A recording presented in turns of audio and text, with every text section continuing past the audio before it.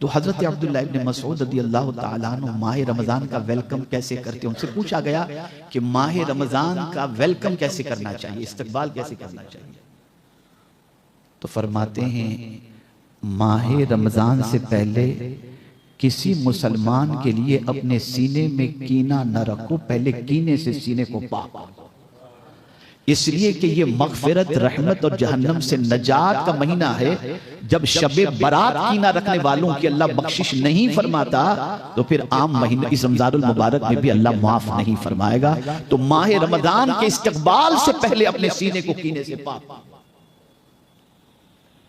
मेरे प्यारे आका सल्लल्लाहु तआला अलैहि वसल्लम के प्यारे दीवानों, रसूल गिरामी वक़ार सल्लल्लाहु तआला अलैहि वसल्लम माह रमजानुल मुबारक के सिलसिले में बड़ी प्यारी बात इरशाद फरमाते हैं।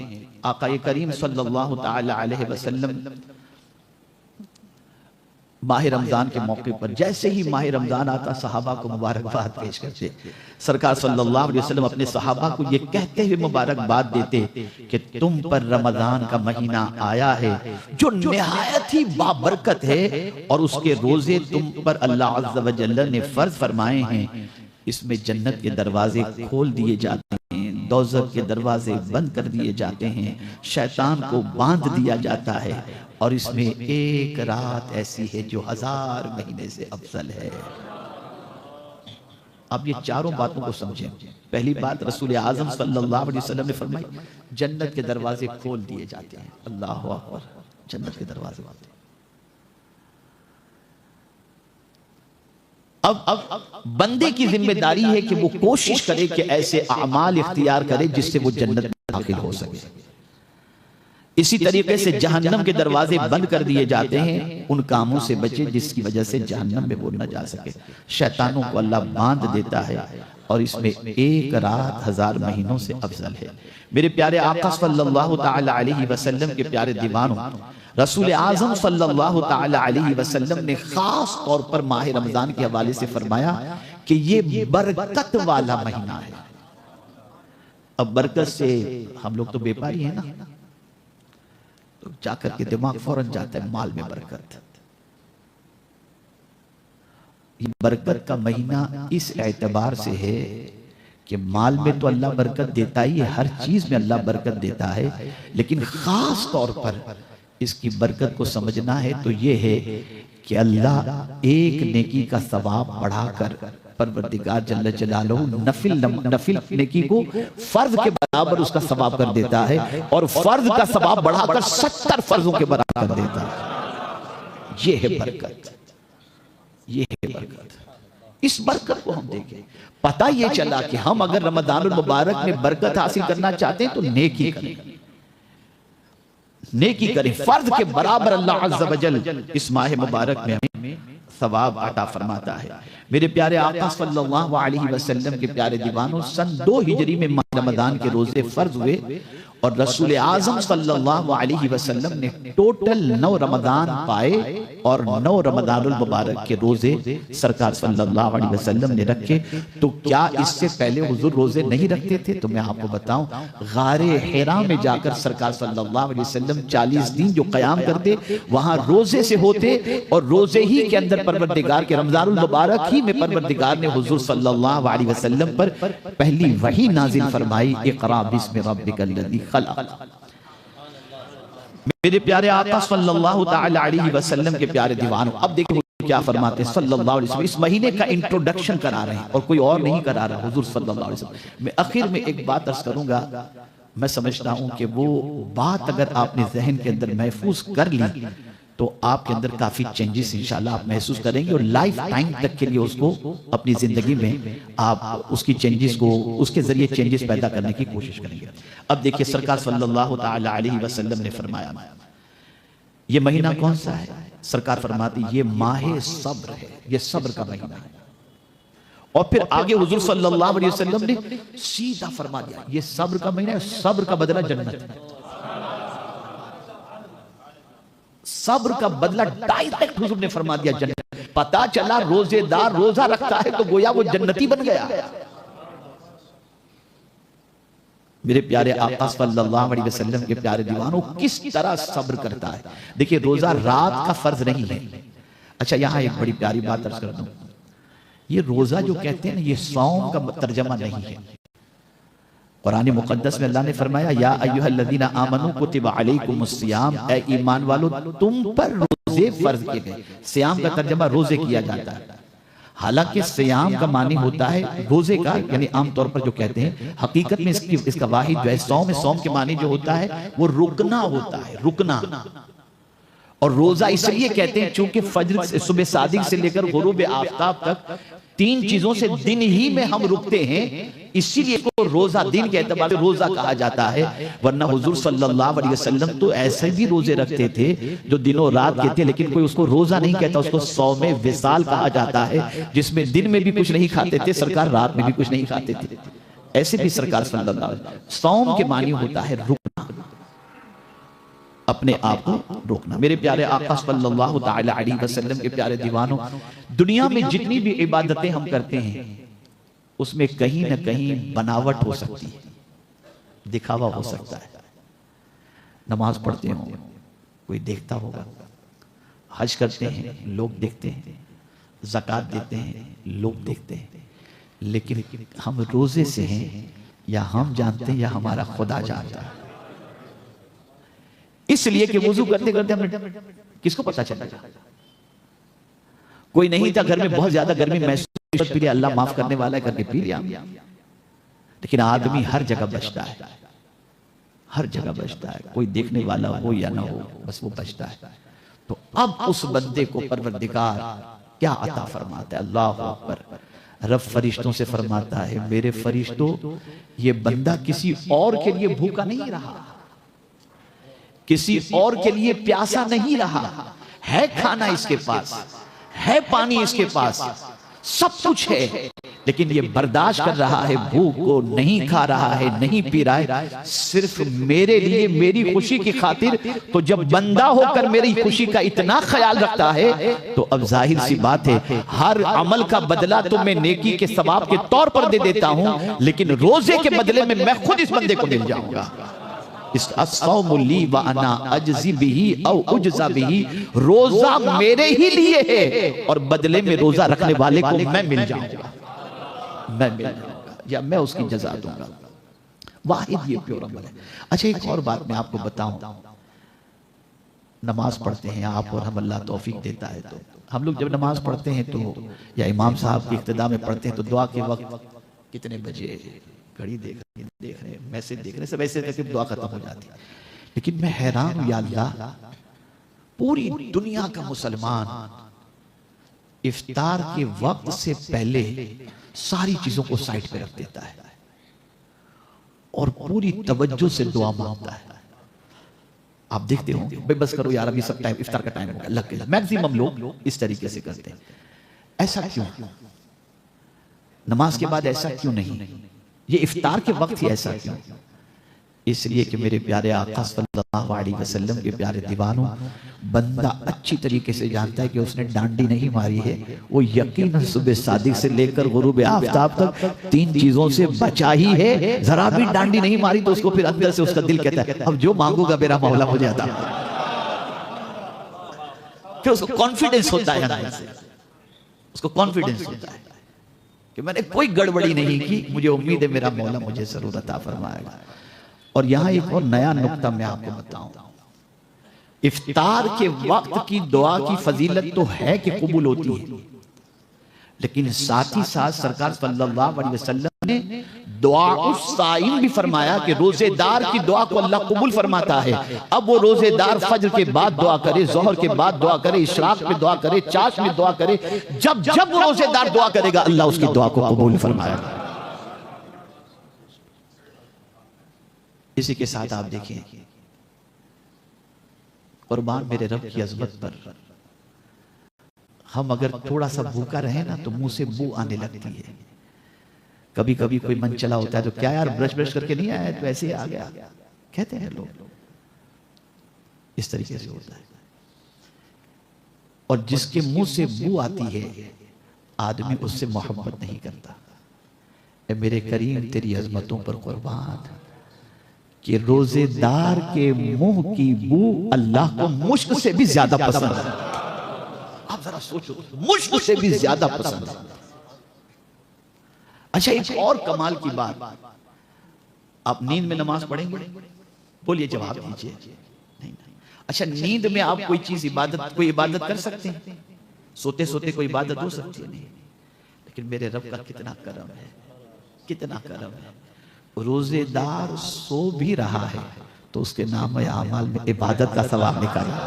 सो रहा है, वो आराम कर रहा है, लेकिन फरिश्तों से कहा जाता है इसके नाम आमाल में इबादत का सवाब लिखो।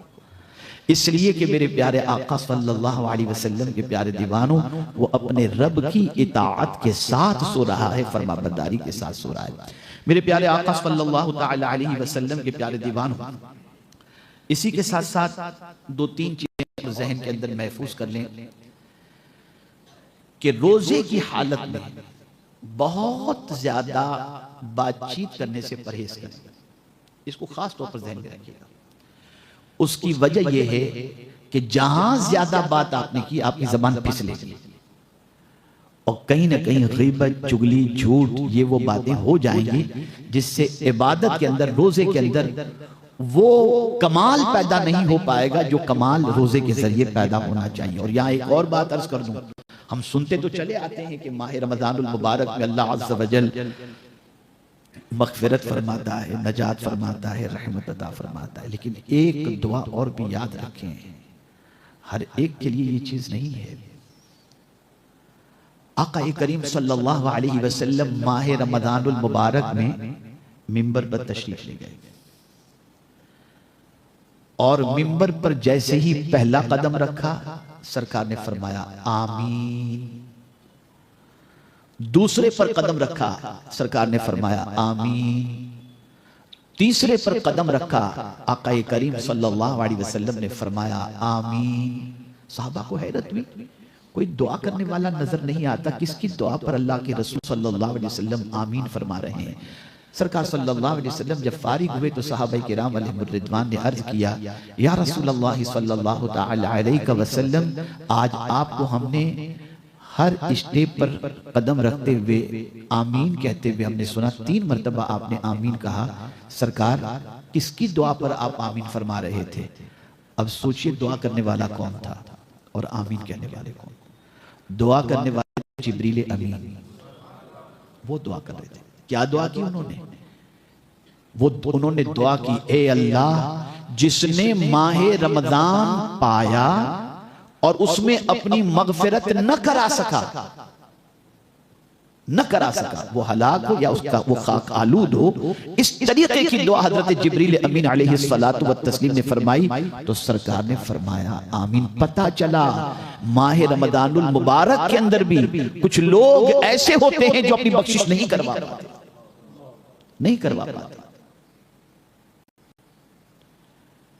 ये महीना आता तो है, जिस तरीके से मैं आपको समझाऊं कि माह रमजान में शैतान तो कैद कर दिया जाता है, फिर भी बहुत सारे मुसलमान गुनाह करते हैं कि नहीं करते? करते हैं ना, तो शैतान तो कैद है।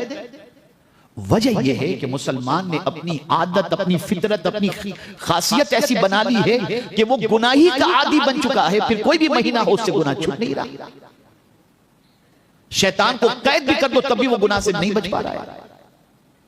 तो मेरे प्यारे, आप आसमान एहतराम करो और इस माह मुबारक में अपने वजूद को गुनाहों से बचाओ। इसी के साथ साथ मैं आपको बताऊं जो चंद चीजें खास तौर पर हमने करनी है। अव्वल तो नीयत दुरुस्त कर लें, नंबर 2 सीना कीने से पाक कर लें, नंबर 3 अपनी प्लानिंग बना लें। मैं इंशाल्लाह एक चार्ट 20 शाबानुल मुअज्जम के बाद यूट्यूब पर इंशाअल्लाह मेरी तरफ से एक चार्ट आ जाएगा जो मैंने कोशिश करके अपने एतबार से बनाया है कि माह रमजान में ये करें और माह रमजान में ये न करें। जितनी बातें मुझे समझ में आई, जो ग्राउंड रियलिटी मैंने महसूस की कि जहां लोगों का टाइम बहुत ज्यादा वेस्ट होता है, तो क्या नहीं करना चाहिए और कौन सी मुफीद चीजें जो इजीली हम रमजान में करें तो रमजान के बाद भी इजीली वो काम हम कर सकते हैं, ताकि हमारी प्रैक्टिस बन जाए। तो ऐसी कुछ चीजें हमने तरतीब दी। इंशाअल्लाह 20 शाबान के बाद वो आ जाएगी यूट्यूब पर मेरा बयान आ जाएगा, तो उसे आप समाअत फरमा लीजिएगा।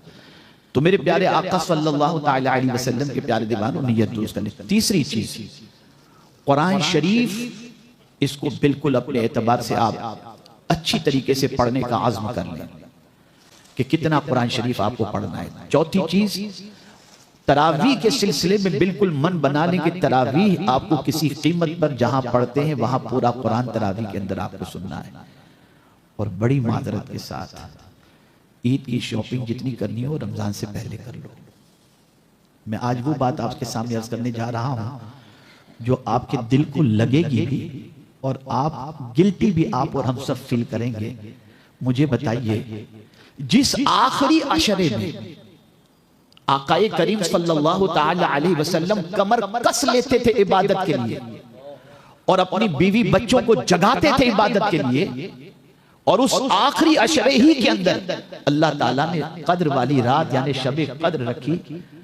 हमारी कौम उसी आखिरी अशरे में शॉपिंग को निकलती है, पूरी पूरी रात। और 27वीं शब के बाद तो ऐसा लगता है कि जैसे अस्तगफिरुल्लाह कहना नहीं चाहिए, लेकिन बता रहा हूं कि जैसे माह रमजान को धक्का देके रवाना हो जाओ, बस बहुत हो गया। ये पोजीशन, जरा सोचो तो सही, जो इस तरीके की रातें हैं जिन रातों में जहन्नम का से नजात का परवाना मिलता है, मार्केट फुल एकदम बिल्कुल। अब न तरावी की फिक्र न, वही आखिरी अशरा इतना अजीम है कि उसी आखिरी अशरे के अंदर अल्लाह ताला ने लैलतुल कद्र को रखा, लेकिन मुसलमान मर्द औरत सब शॉपिंग में लगे रहते हैं। तो मेरी गुजारिश है शॉपिंग पहले कर लो, सस्ता भी मिलेगा और आखिरी रातों में इबादत में वक्त गुजारो, कद्र वाली रात तलाश करो। अल्लाह अकबर। अल्लाह अज़्ज़ व जल्ल के प्यारे हबीब सल्लल्लाहु अलैहि वसल्लम के जरिए रजब, शाबान और रमजान, रजब में भी अल्लाह ने रात अता फरमाई, इसलिए कि हुजूर ने दुआ फरमाई थी कि अल्लाहुम्मा बारिक लना फी रजब, तो रजब में शब महराज।